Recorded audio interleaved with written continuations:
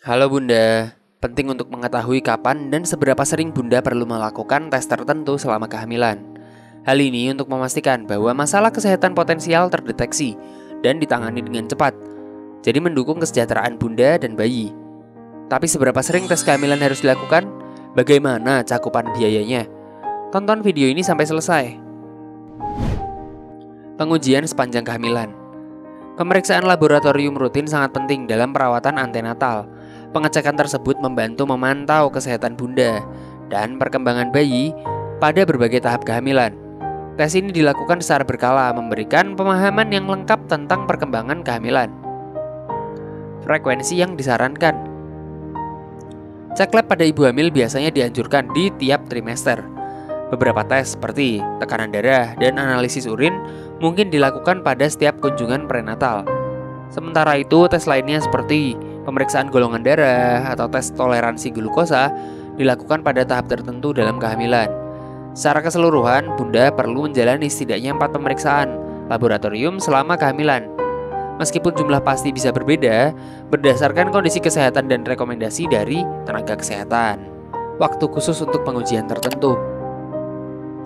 Ada beberapa tes yang waktunya diatur sesuai dengan tahap tertentu dalam kehamilan. Misalnya, tes darah untuk memeriksa kelainan kromosom biasanya dilakukan antara usia kehamilan 15 dan 20 minggu. Tes screening glukosa biasanya dilakukan pada trimester ketiga, sekitar 24 sampai 28 minggu untuk memeriksa diabetes gestasional. Tes TORCH biasanya dilakukan pada trimester pertama atau awal trimester kedua. Jika terjadi infeksi di awal kehamilan, infeksi yang diperiksa tes ini bisa menimbulkan risiko yang lebih tinggi pada janin. Oleh karena itu, pengujian dini memungkinkan penanganan dan pengelolaan kondisi lebih cepat, mengurangi potensi risiko pada bayi. Mengetahui kapan harus menjalani tes untuk cek lab ibu hamil ini memungkinkan pendekatan proaktif dalam perawatan prenatal. Selain itu, memastikan bahwa masalah kesehatan potensial dapat diidentifikasi sejak dini. Ini memberikan hasil terbaik bagi Bunda dan bayi. Dan ingatlah, waktu dan frekuensi tes ini bisa berbeda berdasarkan kondisi kesehatan individu. Maka dari itu, selalu ikuti panduan dari dokter kandungan Bunda.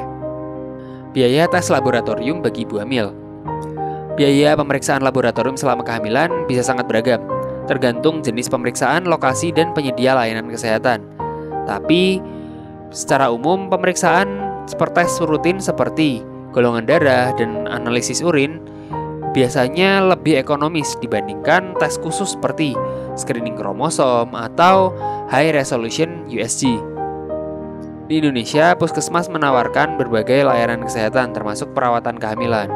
Puskesmas dilengkapi untuk melakukan banyak tes laboratorium rutin yang diperlukan selama kehamilan. Mengakses layanan ini di Puskesmas bisa jadi alternatif yang lebih hemat biaya untuk mendapatkan perawatan prenatal yang diperlukan. Meski demikian, kenyataannya tidak semua puskesmas memiliki fasilitas yang sama. Jadi Bunda mesti sedikit pilih-pilih dan melakukan riset untuk mendatangi puskesmas mana yang tepat. Sebelum lanjut, tulis di kolom komentar kalau Bunda punya pertanyaan atau saran.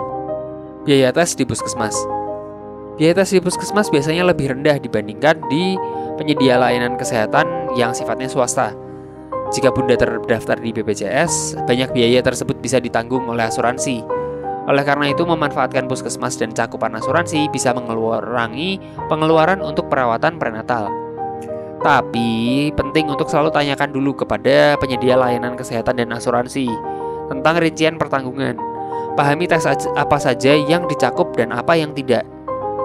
Itu tadi info tentang frekuensi dan waktu tes selama hamil. Jika Bunda ingin info kehamilan lainnya, klik di kiri atas.